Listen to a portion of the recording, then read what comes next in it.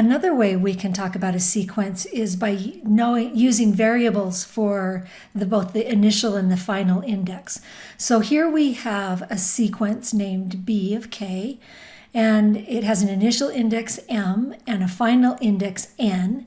Then we can refer to the terms using those variables for the index. So the first term would be, since it's the initial index, it would be b of m, because that's the initial index, right? And we know that the final term would be b of n, because that's the final index. So then how do we refer to all of the terms in between? Well, the way we do that is we do it in reference to either the term before or the term after. So here we know what the initial index is. So we know that the next one, because they're consecutive, we know that the next term is going to be m plus 1, right? Because that's how you get a consecutive number, is you add 1 to it. So the next term is going to be b of m plus 1.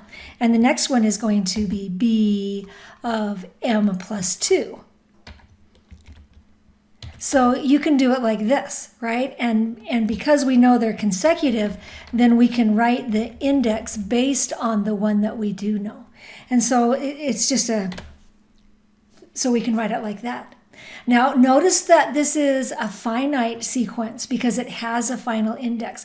If it's an infinite one, then it could have an initial index and not a final one. So you wouldn't have this last term. You would just have those ... right? This is, it just keeps going.